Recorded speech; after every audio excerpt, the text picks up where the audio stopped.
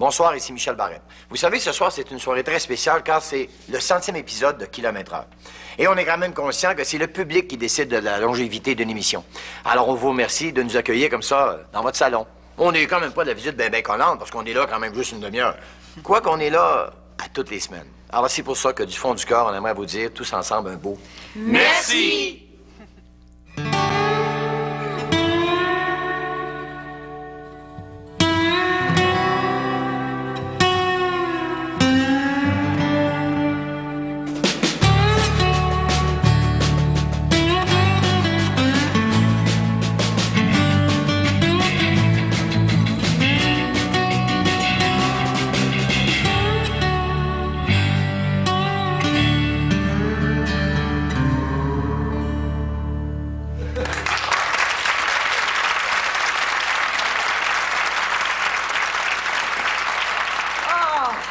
Fais-tu assez beau aujourd'hui?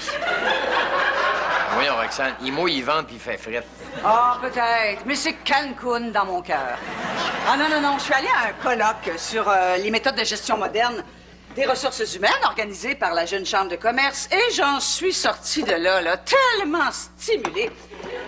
L'idée révolutionnaire qui s'est dégagée de ce week-end, c'est que, oui, parfois, un patron peut se permettre de faire certaines activités sociales avec ses sous-fifres, tout en leur faisant croire que l'échelle sociale n'est peut-être au fond qu'un escabeau.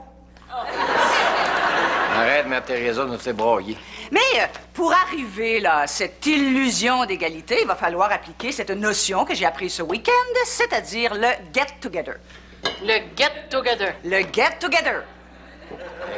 Comment ça se dit en français? Ah ben, il n'y a pas de terme français pour décrire le get-together. Ben, se tenir ensemble. Se tenir ensemble? Ben non. Je voudrais quand même pas que le monde pense que je me tiens avec vous autres. C'est quoi la différence, d'abord? C'est en anglais. Puis, Ben, c'est que dans le monde des affaires, ma petite Sylvie, l'anglais définit de façon beaucoup plus précise ce que tu veux exprimer. Hein? Par exemple, faire des affaires, c'est flou, ça. On peut faire un paquet d'affaires. Toi, par exemple, écouter la télé, toi, sortir les vidanges, lui faire du petit point. Hein? Mais quand tu fais de la business, c'est clair, tu fais de l'argent. tu sais, dans le fond, Denis, elle a peut-être raison pour ce qui est de l'anglais. Tu penses? Ben, pourquoi est-ce qu'on perdrait notre temps à dire à Roxane qu'elle est froide ou pas fine, alors qu'on exprimerait de façon beaucoup plus précise qu'on pense d'elle en la traitant de bitch? Oh. En tout cas, tout ça pour dire, là, qu'il va falloir se trouver une occasion de faire une activité sociale ensemble. Oui, Roxane, on a de la misère à s'endurer ici. Qui, au bureau, a le goût qu'on se voit en dehors des heures de travail? Hein? Ben...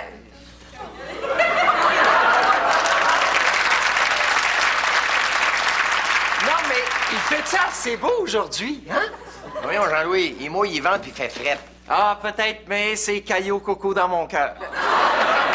Mais qu'est-ce qui te rend si heureux, là, Jean-Louis? Ah ben, la même chose que d'habitude, hein? La joie du travail et le plaisir de vous revoir, tous. Bah, tu vois, on n'est pas tous comme toi, Denis. Tant mieux. Quoi? Qu'est-ce qui se passe au juste? Oh, pas grand-chose. C'est juste que Roxane a passé la fin de semaine dans un grand hôtel de la ville aux frais du bureau, puis qu'elle veut justifier ses dépenses en nous faisant payer le prix. Ah. Je comprends pas. Non, ce que Sylvie essaie d'exprimer, là, c'est qu'en tant que gestionnaire soucieuse d'améliorer les relations de travail entre les employés, j'ai décidé d'appliquer la méthode de management que j'ai appris ce week-end, c'est-à-dire le get-together. Le get-together? Le get-together. Puis qu'est-ce que ça veut dire? Ça veut dire que Roxane veut nous faire des patentes ensemble en dehors du bureau. Oh, hey, quelle bonne idée! Quand est-ce qu'on fait ça? Hey, Romain! Hey, Denis! Une petite frette, mon Denis? Oui, donc. Sacrifice, m'as-tu vu le char, là? T'es-tu rendu dans l'eau de gamme? Ah, t'as remarqué? Il me semble que ça te ressemble pas, ce genre de client-là. Là. Eh bien, Denis, figure-toi donc que je compte maintenant parmi ma clientèle un disciple de Thémis. Un quoi? Un avocat, Denis, regarde, j'ai sa carte. Me Jean-Yves Dufault. C'est pas me, c'est maître. Non, regarde, c'est me, regarde, c'est écrit. Lis comme faut, Denis. Jamais. Le me, là, c'est une abréviation qui veut dire maître. Ben oui, mais pourquoi il écrit maître, là? Il est pas maître, il est avocat. Je cherche pas à comprendre. Comment ça, tu l'as rencontré? Ben, imagine-toi donc qu'il est tombé en panne pas loin d'ici, fait qu'il m'a amené son char afin que je le répare, que j'effectue une inspection complète et que j'ajuste ce qui n'allait pas. Ah, non, je comprends bien, tu es en train d'y monter toute une facture. Denis Charest, un peu de respect, c'est de mon ami dont tu parles, là. Oh oui, c'est vrai. Toi, t'es garagiste, lui, il est avocat, puis c'est connu 2 voleurs, ça se vole pas entre eux autres, hein? Denis, cesse tes insinuations malsaines.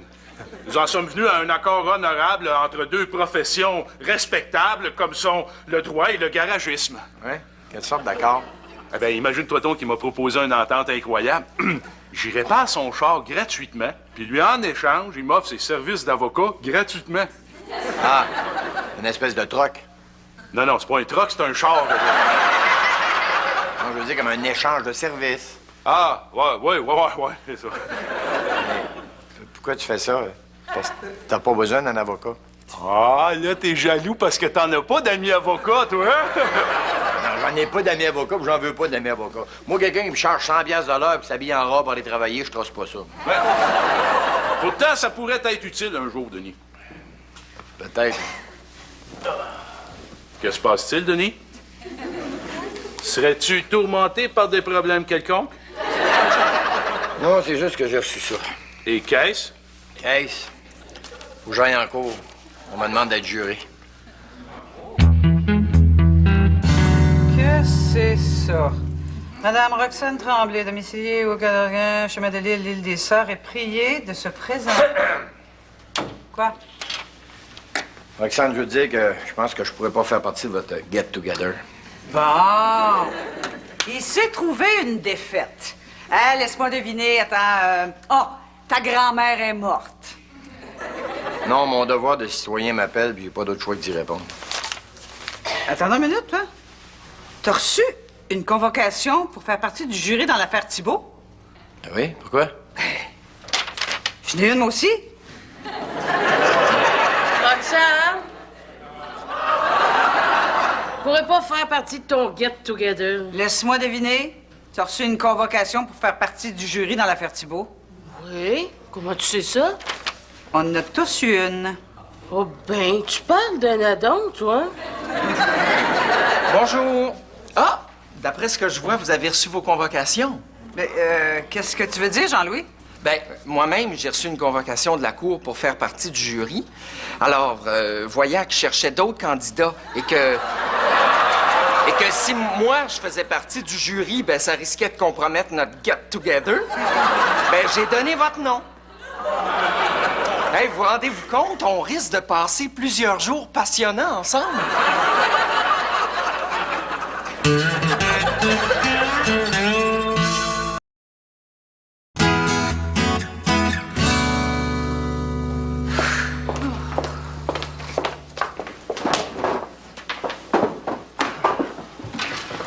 Es-tu contente de ton get-together? Ah, 2 semaines à se taper un procès plate à mort. tourne pas le fer dans la plaie, OK? De toute façon, on devrait pas rester si ben longtemps. C'est assez évident que ce gars-là est coupable. Hein? Ben là, mais ça... Tu sais, un jeune de même là, qui tape sur un pauvre dépanneur à coups de batte de baseball, là, ça mérite juste une chose. Quoi? Ben, la peine de mort. Ben, voyons, Roxane, la peine de mort a été abolie en 1976. Puis là, on se demande comment ça se fait qu'il y a tant de violence dans la société. Bon, ben là, trêve de bavardage, on passe tout au vote? Quel vote? Ben, le vote par lequel on va déterminer s'il est coupable ou non. Non, Jean-Louis. Et jury numéro 8. Non. Ici, je suis pas Jean-Louis Dubuc, je suis le jury numéro 8. OK. Alors, jury numéro 8, me semble c'est assez évident que ce gars-là est coupable, hein? Ah, peut-être dans ton esprit, mais je crois qu'il faut demander l'avis de nos confrères afin de rechercher, et là, je cite le juge dans l'adresse qu'il nous a faite, un verdict unanime et hors de tout doute raisonnable. Bon. On y va-tu, là? On a d'autres choses à faire. Hey, bon, ben, t'as raison. Alors, ceux qui pensent que Thibault est coupable, là, levez la main.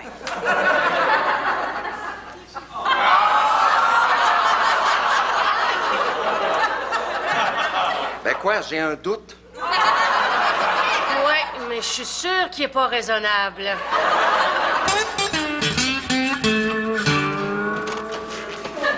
Hey, T'as donc bien l'air énervé. Qu'est-ce qui se passe? Ah, rien. Ton père est pas là? Non, il est à la cour. Ah, c'est bien de trouver. Puis Nico, lui? Ah, il est pas encore revenu de l'école? Pourquoi? Non, c'est parce que j'aurais besoin de ses services d'aviseur légal, mettons. Bon, qu'est-ce que t'as encore fait? Rien. Je n'ai qu'effectué des réparations sur le char d'un client avec tout le talent que je possède et au meilleur de mes capacités, mais semble-t-il que le client n'est pas satisfait de ma prestation car il a entrepris de me poursuivre. Ben oui, mais dans ce cas-là, pourquoi t'appelles pas ton avocat? Ben justement, celui qui me poursuit, c'est mon avocat. Écoute, Jean-Louis. Juré numéro 8. Je t'explique encore. Le gars est rentré dans un dépanneur avec une cagoule sur la tête et un bat de baseball dans les mains. Il est allé en arrière du comptoir, il a joué au baseball avec le monsieur, OK? Et là, il a volé des cigarettes puis de l'argent, puis il y a 2 témoins. Qu'est-ce que tu veux de plus? Je veux juste qu'on discute de certains points qui me semblent nébuleux. Comme quoi? Ben, comme, premièrement, l'objet contondant qui aurait servi au crime. Un bat de baseball. Hein? Ben là, moi, ici, j'ai écrit que l'avocat de la couronne a dit que c'était un objet contondant. Un bat de baseball, c'est un objet contondant. Ben, c'est pas ça qui a été mis en preuve. Écoute, chose, regarde, quand Vladimir Guerrero va jouer au baseball, il va-tu jouer au baseball avec un bat de baseball ou avec un objet contondant? Vladimir Guerrero? C'est qui ça, Guerrero? C'est un complice? Laisse faire, là, pas en chaîne. Bon, OK, bon. Il y a aussi que l'accusé a dit qu'il revenait d'une partie de balle molle quand il s'est arrêté au dépanneur. Ben là, d'après moi, c'est plausible. Ben oui. Il joue à balle molle avec un passe-montagne en plein mois de juillet. Tu vas me dire que c'est logique, ça? Non, ça s'explique. Il a été mis en preuve que le dépanneur était pourvu d'un système d'air climatisé. Jean-Louis! Hey, juré numéro 8! Hey, whatever, là! Chose, hein? Tu penses pas que tu commences à être déraisonnable, là? T'oublies qu'il a fessé sur le gars du dépanneur. Oui, mais il a peut-être sauvé la vie. Oui, il a sauvé la vie, il a failli le tuer. En apparence. Mais, tu sais, qui dit que c'était pas un geste de pur altruisme? Hein? Peut-être qu'il a vu une mouche qui s'apprêtait à le piquer. Hein? Et pour éviter que l'homme subisse la morsure de l'insecte et contracte le virus du Nil, eh bien, il a tout simplement éliminé la bestiole porteuse de mort. Comme ça, Mélanie m'a dit que t'avais besoin de moi? Avait besoin sont les mots exacts car j'ai réglé mon problème. Bon, ton avocat a laissé tomber la poursuite. Non, mais j'ai trouvé quelqu'un pour me représenter. Qui, ça? Mon avocat. Hein? Eh oui, mais c'est pas lui qui te poursuit. Non, Nico. Non, celui qui me poursuit, là, c'est Jean-Yves Dufour. Mais comme il me l'a si bien expliqué, mon avocat, c'est Maître Jean-Yves Dufour. Eh oui, mais Germain, c'est le même gars. Non, Nico, écoute-moi quand je parle, là. Celui qui me poursuit, là, c'est la personne civile Jean-Yves Dufour. Alors que mon avocat, c'est le professionnel, c'est l'homme de loi, c'est Maître Jean-Yves Dufour. Oui, mais Germain, ça n'a pas d'allure, ça. Voyons donc. Regarde, par exemple, là, quand tu vas arriver en cour, comment ton avocat, Maître Jean-Yves Dufour, va faire pour interroger Jean-Yves Dufour, le citoyen? Ça sera pas un problème, ça. Ah non. Non, car comme me l'a si bien expliqué Maître Jean-Yves Dufour, il n'y a pas beaucoup de chances que la cause se rende à procès. On va probablement régler hors cours. Bon, fait que ça veut dire que tu as affaire de régler ça. Pas encore, car comme me l'a si bien expliqué Maître Jean-Yves Dufour, si je brandis la menace de poursuite, il y a plus de chances que mon adversaire me craigne et décide de régler à rabais. Ben oui. Puis il y a plus de chances que ton avocat te monte un bill aussi. Ah, ben là, que veux-tu, jeune Nicolas? Il faut sortir des sous quand on veut engager un très bon avocat puis faire valoir ses droits. Germain, c'est pas un avocat que ça te prend. C'est quoi? Un psychiatre. Jean-Louis, tes arguments, ça se tient pas. Juré, Ta gueule! Bon, de toute façon, là, moi, j'en ai assez d'être ici. On décide-tu quelque chose? Hey, bonne idée. Bon, ben là, étant donné que tout le monde a fait valoir son point, je propose qu'on passe au vote à nouveau. je préférais, pour ce deuxième vote, que ce soit un vote secret afin que personne n'influence les autres. Jean-Louis, ferme tes yeux, ça va faire pareil. Qui est-ce qui pense que Thibault est non coupable? Hey, le moron a dit non coupable. Ben oui, je le sais, mais vous m'avez convaincu qu'il était coupable avec votre argumentation.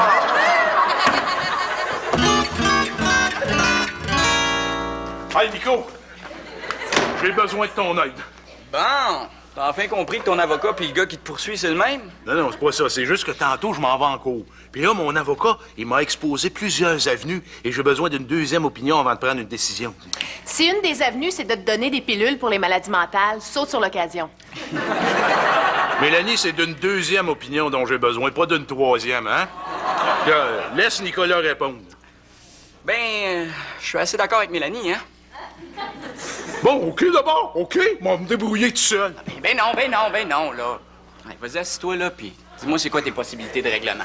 Bon, là, j'ai le choix entre régler en cours pour la moitié de la somme réclamée ou poursuivre les démarches puis laver mon nom en justice. Bon, regarde, Germain, là. Je pense sincèrement que tu devrais régler ça hors cours. Tu penses que c'est la meilleure solution pour mettre fin à la poursuite? Non. C'est la meilleure solution pour mettre fin à toute cette niaiserie-là. Ben oui, c'est pas de la niaiserie, tu sauras. Non, c'est une schizophrénie. Très bien, mes jeunes amis. Je vois que je ne peux compter sur votre appui, alors je vais continuer mes démarches tout seul en me fiant à mon instinct et à la justice des hommes. Puis ça coûtera ce que ça coûtera.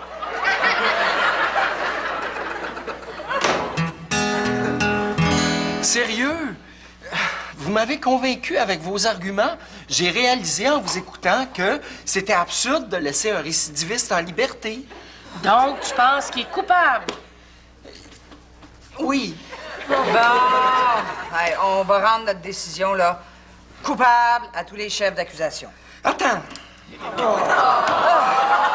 Qu'est-ce qu'il y a encore? Ben, c'est parce que tout d'un coup, il est pas coupable. Tu sais, on s'apprêterait à commettre une erreur judiciaire, je me le pardonnerais jamais. Tu sais, c'est peut-être un innocent. Non, le seul innocent là-dedans, c'est toi. Oh, que c'est pas facile de rendre la justice. Là, tu vas te brancher, sinon c'est moi qui va prendre un objet contondant, puis moi, te brancher. Bon, OK. Voici ce que je vais faire. Je vais vous laisser voter sans moi, puis après, je me rallierai à la majorité. Bon, enfin une parole sensée. On passe au vote. Qui vote coupable? Coupable. Ah. Bon, on peut-tu sacrer notre camp, cette heure? Ben là, il reste juste à signifier au juge Bolivar là, que notre verdict est unanime. Est-ce qu'il y a quelqu'un qui a de l'eau puis du savon? Quoi faire? Pour m'en laver les mains. Hé, mes jeunes amis! Hey, Germain. Salut. Puis? Eh bien, vous êtes en train d'admirer le vainqueur d'une lutte épique qui a eu lieu cet après-midi dans l'arène judiciaire et où ont triomphé droit et justice. T'as gagné? Oui, monsieur! Et là, comment t'as fait? Il a plaidé l'aliénation mentale. Pas du tout, Mélanie. C'est grâce à la présence de mon avocat à mes côtés. Hein? Là, je te suis pas, là. Eh bien, voici.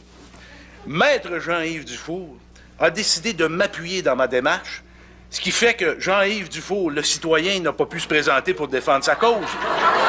Donc, j'ai gagné par défaut sur toute la ligne et je n'ai pas eu à rembourser à Jean-Yves Dufour, le citoyen, les 3 000 $ qu'il me réclamait. Wow! Puis comment ça t'a coûté en frais d'avocat? 5 000 $. Grosse victoire.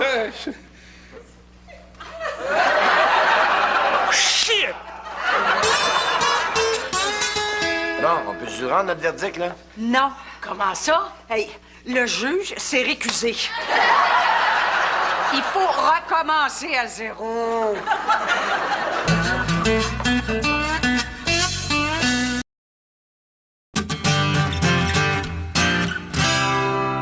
Ah. Bon, enfin fini cette patente-là. Ouais, mais moi, je suis un peu déçu. Déçu de quoi? Ben, j'ai l'impression que j'ai failli à mon devoir de citoyen en refusant de faire partie du nouveau jury. Ouais, mais si t'avais été moins têteux aussi, on aurait peut-être eu le temps de rendre un verdict, puis t'aurais pu faire ton devoir de citoyen, comme tu dis. Ouais, peut-être. De toute façon, j'ai faim. On va-tu manger au restaurant? Oh, bonne idée. Ça va me donner le temps de laisser passer le trafic. Ben, on va-tu au Cocorico Barbecue? Bonne idée. Oh, je suis pas sûr. Pourquoi? Ben, c'est parce que c'est du poulet, puis j'ai peur de la salmonellose. On pourrait pas aller au végétarien à place? Bien, on pourrait peut-être passer au vote. Oh, bonne idée! Au vote secret, même? Oh oui, oui, oui. OK, ferme tes yeux.